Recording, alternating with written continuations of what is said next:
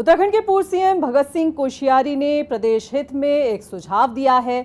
उनका कहना है कि राज्य सरकार को पहाड़ों पर भूमि बंदोबस्त का कार्य शुरू करना चाहिए। उत्तराखंड में सशक्त भू कानून से ज्यादा भूमि बंदोबस्त की जरूरत है।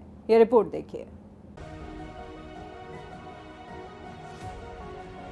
उत्तराखंड की भौगोलिक संरचना इतनी विषम है कि यहाँ पर किसी भी कानून को लागू करने के लिए लोगों को कड़ी मशक्कत जरूर करनी पड़ती है और इन्हीं कानूनों में से एक है सशक्त भू कानून, जिसको लेकर लोग समय समय पर सड़कों पर प्रदर्शन करते दिखाई दिए।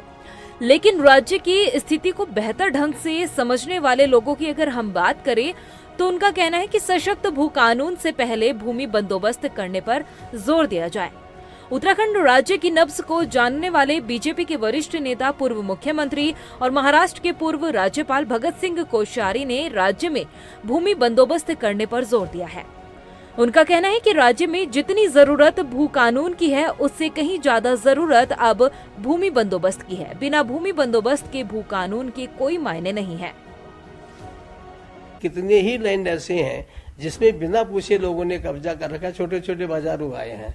तो एक जो भूमि की दृष्टि से भू कानून से भी पहले जो ज्यादा जरूरी लगता है कि तत्काल हम सब लोगों को लैंड सेटलमेंट यानी भूमि बंदोबस्त करना चाहिए, क्योंकि नहीं तो अगर भूमि बंदोबस्त नहीं होगा तो आप चकबंदी भी नहीं कर सकते।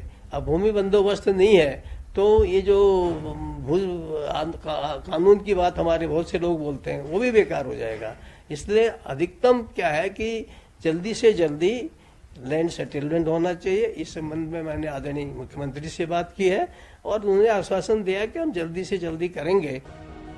दरअसल 1962 के बाद से अभी तक राज्य में भूमि बंदोबस्त नहीं हो पाया है। इसलिए अब जरूरी है कि किसानों की भूमि को एकजुट में शामिल किया जाए।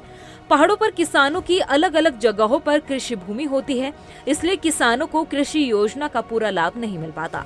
इसलिए किसानों को लाभ देने और पहाड़ों पर भूमि बचाने के लिए भूमि बंदोबस्त करना जरूरी है।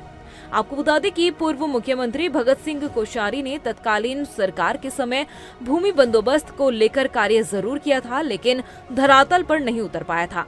उसके बाद पूर्व मुख्यमंत्री हरीश रावत ने कांग्रेस सरकार के समय चकबंदी या भू कानून के लिए अपनी सरकार में कमेटी का गठन किया था। कमेटी ने सर्वे भी किया, लेकिन सरकार उस फैसले को अंतिम रूप नहीं दे पाई। इसलिए आज जरूरत है कि राज्य में भू कानून से पहले भूमि बंदोबस्त किया जाए। इतना ही नहीं, भूमि बंदोबस्त के बयान पर कांग्रेस ने भी भगत सिंह कोश्यारी का समर्थन दिया है। बात तो सही है, क्योंकि जब सन 62 के बाद 1962 के बाद से भू बंदोबस्त हुआ ही नहीं है तो भू कानून कैसे लागू हुआ। पहले भू बंदोबस्त की ज़रूरत ज़्यादा है, क्योंकि लोगों के हकूक़ हैं जो वो अभी तक परिवर्तित नहीं हुए। उनकी ज़मीनें जो उनके पास हैं उनके नाम नहीं चढ़ी हैं। बहुत सारे परिवर्तन तब से हो गए हैं और उसके बाद सख्त भू कानून लाने की भी आवश्यकता है। लेकिन मुझे बीजेपी का एजेंडा भू कानून लाने का नहीं लगता। वो लोग केवल और चुनावी सगुफे, जैसे यूसीसी, कभी मंदिर मज़ार, उसी तरीके का एक मामला ये भी है। इनके बस का कुछ नहीं है, करेंगे कुछ नहीं, खाली गाल बजाएंगे। आप देख लेंगे ना, चुनाव तक इसी तरीके के आंदोलन, इसी तरीके की बातें होंगी और बड़ी बड़ी बातें बीजेपी और इनके मंत्री और सरकार करेगी और करेगी कुछ नहीं। राज्य हित में भगत सिंह कोश्यारी ने एक बेहतर सुझाव धामी सरकार को दिया है।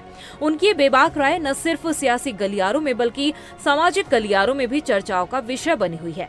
अब देखना ये होगा कि सीएम पुष्कर सिंह धामी भगत दा की इस राय पर क्या कुछ रुख अपनाते हैं। रफ्तार मीडिया के लिए देहरादून से सुशांत सिंह की रिपोर्ट।